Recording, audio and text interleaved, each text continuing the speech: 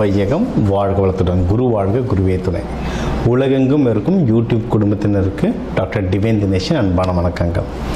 குரு பயிற்சி பார்க்க போகிறோம். 2026-27 குரு பயிற்சி இருக்கிற குரு பயிற்சி இது ரொம்ப ஸ்பெஷல். ஏன்னா இந்த வருஷம், இந்த பராபவ வருஷம், தமிழ் வருஷத்துக்கு ராஜாவே குரு.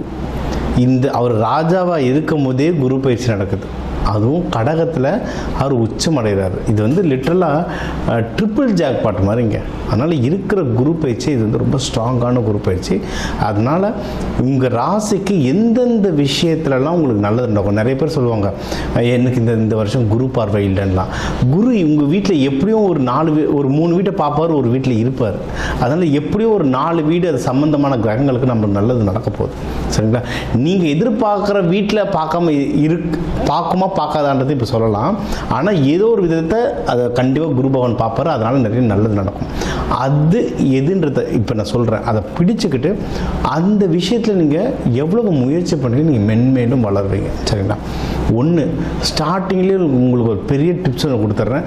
முடிஞ்ச அளவுக்கு இந்த குரு பயிற்சிக்கு எல்லோ கலரில் ட்ரெஸ்ஸு போடணும். எல்லோ கலரில் ட்ரெஸ்ஸு போட நீங்கள் குருவோடைய அந்த சக்தியை அதிகமாக கிரகிச்சுப்பீங்க. இது ஒன்று. இன்னொன்று, கோவிலில் நவகிரகங்களில் குரு பகவான் இருப்பார். ஒன்று தட்சிணாமூர்த்தி, ரைட்டு. ஆனால் நவகிரகங்களில் குரு பகவான் இருப்பார். அந்த குரு பகவானை தொடர்ந்து வழிபட்டு வரவும் நீங்கள் ஒன்றும் நல்ல மென்மேலும் வளருவீங்க. இன்னும் நிறைய விஷயம் பார்ப்போம் வாங்க. மகர ராசி லக்னம். பெரிய நல்ல விஷயம், நல்ல நியூஸ்லாம் மகரத்து தான். ஏன்னா ஜாக்பாட் ராசியில் நீங்களும் ஒருத்தர். உங்களை குரு பகவான் 7ஆம் பார்வை அப்படியே ஸ்ட்ரைட் பார்க்க போகிறார். சரியா? நம்ம இந்த 7.5-8 வருஷம் நம்ம பட்ட கஷ்டம் இருக்குது. இந்த 7.5 சனியில் அவ்வளோ கஷ்டம். இப்போ தான் ஏறுமுகம். ஒரு வருஷம் இல்லை, நிறைய பேருக்கு ஒரு 6 மாதமாக தான் கொஞ்சம் ஏறுமுகமாக இருக்கும். ஏன்னா வாக்கியம் பிரகாரம் சனி பகவான்லாம் மூவ் ஆகிட்ட பிறகு தான் ஒரு ஏறுமுகம். இந்த ஏறுமுகத்தில் நம்மளை குரு பகவான் பார்க்குறது. அப்போ ஒன்றும் நல்லா தூக்கி விடுவார். அது எந்த விஷயத்தாலும் எல்லா விஷயத்திலும் நம்மளை நல்ல பகுதியாக தூக்கி விடுவார். மெயினாக எதுலனா நம்ம செய்கிற முயற்சிகள் எல்லாமே திருவினையாக்கும். ஓகேங்களா? மகரம் பயங்கரமாக உடைக்கிறவங்க, ரொம்ப உடைக்கிற ராசி. என்னென்னா எவ்வளோ உழைச்சாலும் பத்தலை, என்னடா ஒன்றும் எவ்வளோடா செய்யுது, ஒன்றும் நடக்க மாட்டேதுன்னு சலிப்பு ரொம்ப கஷ்டப்பட்டுருந்தவங்க. இப்போ அப்படி இல்லை. இப்போ நீங்கள் எடுக்கிற முயற்சிகளுக்கு நல்ல ரிசல்ட் வரும். ரொம்ப நல்ல விஷயம் என்னென்னா கல்யாணம். மகரத்துக்கு கல்யாணம் அவ்வளோ தள்ளி போயிருக்கோங்க. நிறைய மகரக்காரங்க 30-35+, நிறைய 35+, எனக்கு தெரிஞ்சு அவ்வளோ மகரம் இருக்காங்க. ஸோ அவங்களாம் கல்யாண வாய்ப்பு ரொம்ப சூப்பராக இருக்குது. தயவு செஞ்சு இப்போ ஏதாவது ஒரு விஷயம் சொல்லிவிட்டு இதை மிஸ் பண்ணுறாதீங்க. இந்த வருஷம் மிஸ் பண்ணிட்டீங்கன்னா திருப்பி வர்றதுக்கு ரொம்ப டிலே ஆகிடும். அதனால் இப்போவே நீங்கள் இது பண்ணிக்கிறது, கல்யாணம் பண்ணிக்கிறது ரொம்ப ரொம்ப சிறப்பு. சரிங்க? இன்னொன்று நல்ல விஷயம் என்னென்னா மகரத்துக்கு 7 சந்திரனுங்க. உங்களுக்கு கிடைக்கிற ஹஸ்பண்டோ ஒய்ஃபோ ரொம்ப நல்ல நேச்சராக இருப்பாங்க. உங்களை எமோஷ்னலாக பார்த்துப்பாங்க. எமோஷனல் சப்போர்ட் ரொம்ப தேவை. மகரம் உழைப்பால் உயர்றவங்க. அவங்களுக்கு ஒன்றுமே இல்லை, உன்னால் முடியும்னு கூட தட்டி கொடுத்தாலே மேலே வந்துடுவாங்க. அந்த மாதிரி தட்டி கொடுக்குறவங்களா இருப்பாங்க. என்னென்னா ரொம்ப எமோஷ்னலாக இருப்பாங்க. அழுதுட்டா ரொம்ப அழுதுருவாங்க, கோவப்பட்டால் ரொம்ப கோவப்பட்டுருவாங்க ஹஸ்பண்டோ ஒய்ஃபோ. இல்லைனா அவங்கள நல்லா பார்த்துப்பாங்க. அது நல்லபடியாக கிடைக்கும். சூப்பராக கல்யாணம் பண்ணிக்குவாங்க. பெஸ்ட்டான டைம் இது. சரி, இது ஒன்று. அடுத்து வேறு என்னென்ன நல்ல விஷயம்? உங்களுக்கு பிஸ்னஸில் ப்ராஃபிட் வளரும். மகரத்தில் பிஸ்னஸ் பண்ணவங்களாம் இந்த 7-8 வருஷத்தில் அவ்வளோ கடன் வாங்கி வச்சுருந்துருப்பாங்க. நிறைய கடன், பிஸ்னஸ் மூழ்கி இருக்கும். எனக்கு தெரிஞ்சு நிறைய மகர ராசிக்காரங்க பிஸ்னஸை க்ளோஸ் பண்ணியிருந்தாங்க. அதெல்லாம் இப்போ சரியாயிட்டு பிஸ்னஸ் பழையபடி பிஸ்னஸ் நல்ல ப்ராஃபிட் வர ஆரம்பிக்கும். அதுவும் நிறைய பேர் மகரத்தில் வெளிநாடுகளுக்கு இம்போர்ட் எக்ஸ்போர்ட்லாம் பண்ணி சம்பாதிக்கிறவங்களாம் நிறைய பேர் இருப்பாங்க. உணவுத்துறையிலலாம் நிறைய பேர் இருப்பாங்க.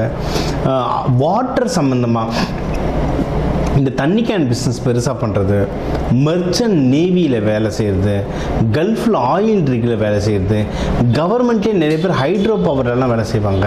அதுமாதிரி நீங்கள் வேலையை செஞ்சாலும் நல்ல முன்னேற்றம் இருக்குது.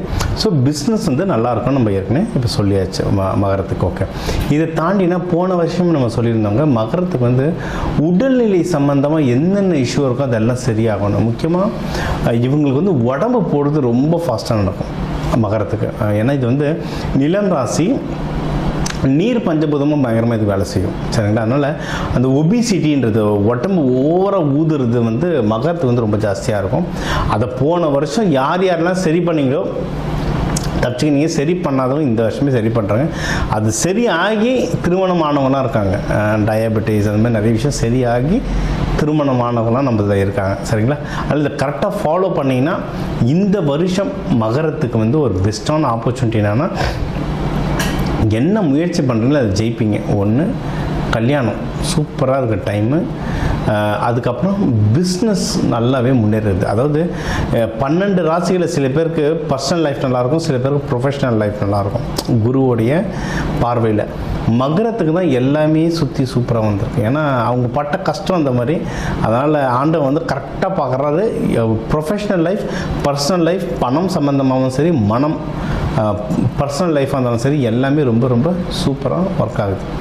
இதெல்லாம் ஒன்றும் மென்மேலும் சிறந்து நடக்கிறதுக்கு வணங்க வேண்டிய தெய்வம்னா இது சனீஸ்வர பகவானுடைய வீடுங்க. அதனால் மங்கள சனீஸ்வரரை வழிபடலாம். ஜேஷ்டா தேவி, குளிகன் மாந்தியோட மங்கள சனீஸ்வரர் இருப்பார். நிறைய கோவில் இருக்குங்க. திருவள்ளூரில் இருக்குது, சென்னையில் இருக்குது, செங்கல்பட்டில் இருக்குது, ராமநாதபுரத்தில் இருக்குது, கும்பகோணத்தில் இருக்குது. மங்கள சனீஸ்வரர் அப்படின்னு போடுங்க. இல்லை ஜேஷ்டா தேவின்னு போடுங்க. எங்கெல்லாம் ஜேஷ்டா தேவி இருக்காங்களோ அங்கெல்லாம் மங்கள சனீஸ்வரர் இருப்பார். ஒய்ஃபோடு இருக்கிறவர் மங்கள சனீஸ்வரர், தனியாக இருக்கும்போது நார்மல் சனீஸ்வரர். சரிங்களா?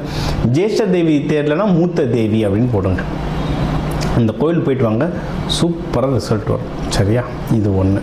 அடுத்து அவர் வணங்கின சிவபெருமானை வணங்கலாம். ஒன்று சிவபெருமான் எந்த ரூபத்தை வணங்கினார்? பைரவர், கால பைரவர் தான் சனி பகவானுடைய குருநாதர். அப்போ கால பைரவரை வேண்டலாம். இல்லை ஸ்வர்ண ஆகர்ஷண பைரவர், ஸ்வர்ணாகர்ஷண பைரவர் வேண்டலாம். இதெல்லாம் வேண்டாம். மகரத்துக்கு வந்து நேரம் ரொம்ப நல்லா கைப்படும்.